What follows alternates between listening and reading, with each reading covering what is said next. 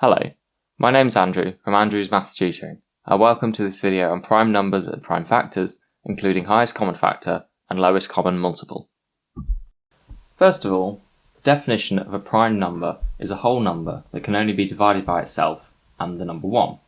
Here are 4 numbers. Which do you think are, and which are not, prime numbers? The number 2 can only be divided by the number 2 and the number 1. Therefore, it is a prime number. Importantly, the number 2 is the only even prime number that exists. The number 3 can be divided by 1. It cannot be divided by 2. Remembering that a prime number needs to be a whole number, it can be divided by 3, so therefore it is a prime number. The number 4 can be divided by 1, but it can also be divided by 2, as 4 divided by 2 gives an answer of 2, which is a whole number. Therefore, as the number 4 can be divided by more than just itself and the number 1, it is not a prime number. Finally, the number 5 can be divided by 1, but cannot be divided by 2, 3, or 4. It can of course be divided by itself, so the number 5 is a prime number. Next, we're going to look at factors. The factors of a number are any number that divide into it exactly. This means after dividing, the answer will be a whole number. The prime factors of a number are any prime numbers that divide into it exactly. To see what this means, we will have a go at identifying the prime factors of the number 16. The way we do this is by creating something called a factor tree. If we write the number 16, our first step is to break this number down into 2 smaller numbers that multiply together to give 16. It's always easy to choose the number 2 to be one of the factors if we have an even number. So I've taken the numbers 8 and 2. Next, we write out these factors beneath our original numbers. An important thing to remember when writing out factor trees is once we reach a prime number, we must stop breaking down that number. As the number 2 is a prime number, we do not break that number down any further. However, we still need to break down number 8, as this is not a prime number. This can be broken down into the numbers 4 and 2. Once again, we do not break down the number 2 any further, but as 4 is not a prime number, we do need to break that down. Simply, this can be broken down into 2 and 2. Now that we have only prime numbers at the bottom of our branches, our tree is complete. So what does this tell us? This tree is telling us that since the number 2 appears 4 times at the bottom of every branch, then 16 can be written as 2 times 2 times 2 times 2. This is shown here, and we can simplify this by saying it is 2 to the power of 4, because we've times 2 4 times. Using a factor tree is very important to understand, as it can be used to solve lots of questions that may come up. The next step is to identify how we can find the highest common factor of 2 numbers. The highest common factor of 2 numbers is the highest number that divides exactly into both numbers. And to solve this, we use the factor trees again for both numbers to identify the prime factors. Let's try and identify the highest common factor of 108 and 24. The number 108 can be broken down into the numbers 2 and 54, and this is because 2 times 54 is 108. Note that you don't have to use these numbers. We could have used 4 and 27.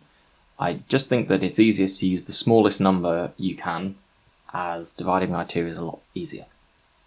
The number 2 is a prime number, and so as mentioned before, we stop breaking down this branch any further. However, the number 54 is not a prime number, and we know that because the only even prime number is the number 2. So we need to break this down further. We can break 54 into the numbers 6 and 9, and that's because 6 times 9 is equal to 54. None of these numbers are prime numbers, so we still need to break both of these branches down further. 9 can be broken down into 3 and 3, both of which are prime numbers, so we're now done with this part of the tree. The number 6 can be broken down into 2 and 3. Once again, they are both prime numbers, so now our tree is complete. Using this tree, we can write out the number 108 as a product of its prime factors. And we do this by identifying every prime number in this tree and multiplying them together. So, 108 is equal to the multiplication of 2 times 2 times 3 times 3 times 3. And that's just the bottom branch of every branch in the tree.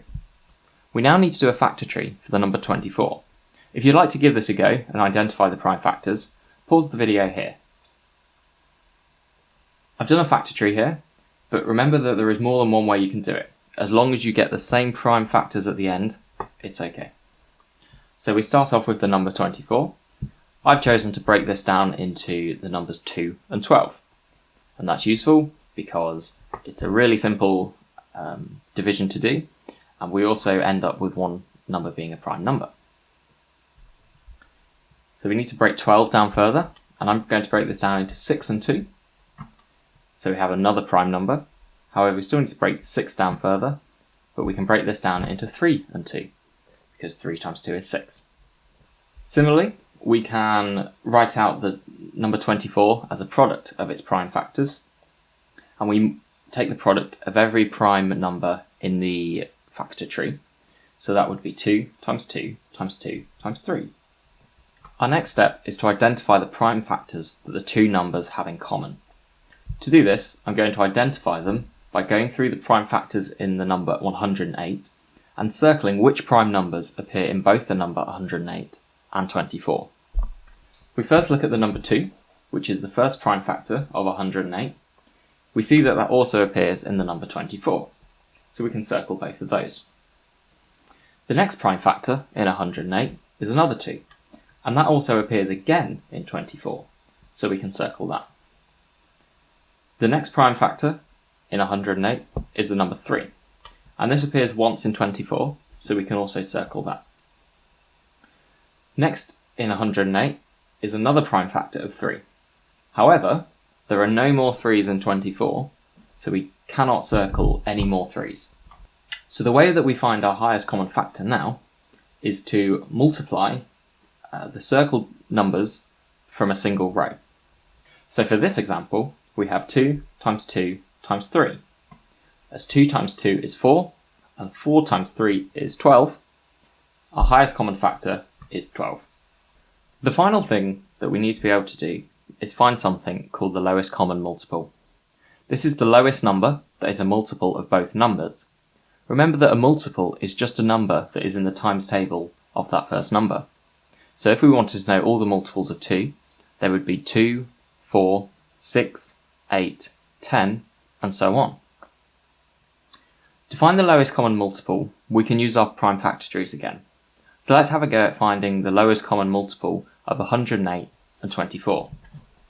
We've already completed these factor trees earlier in the video, but if you skipped ahead, try and have a go at creating these factor trees now.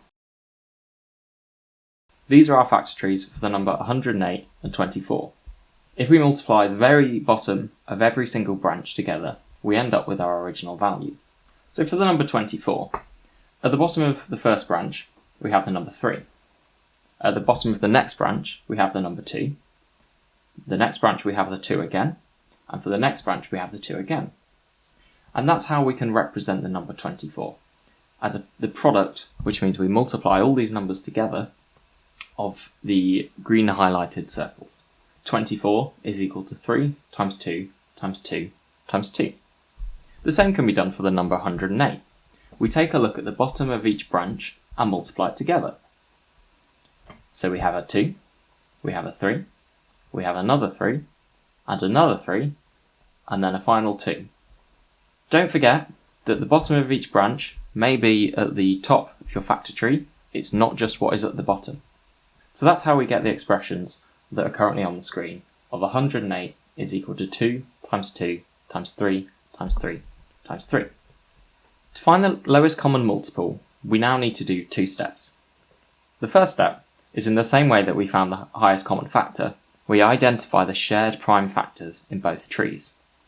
These are 3, 2, and 2. Note that 24 has another 2, but as there are no more 2's in 108, we're not going to highlight this, as it's not shared. We now find the highest common factor. This is done by multiplying all the shared values on a single row. So, we take 3 times 2, which is 6, and then times it by 2 again, which is 12. And this is just the product of our circled numbers. Now that we've found the highest common factor, there is one more step in order to find the lowest common multiple. That is, we take our highest common factor, which is 12, and multiply it by all the remaining numbers that we have in the expressions above. For this, we're going to take 2 times 12 times 3 times 3. The highlighted arrows show where each number comes from, and as you can see, we've taken the highest common factor and multiplied it by every single number that was remaining. This gives us a final answer of 216. To end the video, we're going to look at some tips and tricks. When doing your factor trees, always remember to continue until you've reached a prime number. And remember that a prime number is a number that can only be divided by itself or the number 1 and still give a whole number. Remember that the highest common factor is always less than both of the numbers, or in some cases it may be equal to the smallest number. On the opposite side, the lowest common multiple is always greater than both of the numbers, or equal to the highest number. Try the free worksheet by following the link in the description. Check back onto this YouTube channel for work solutions to all the questions. If you have any questions about what you've seen today, please leave a comment down below. And if you have any requests for topics that you'd like to be covered, feel free to also leave a comment below.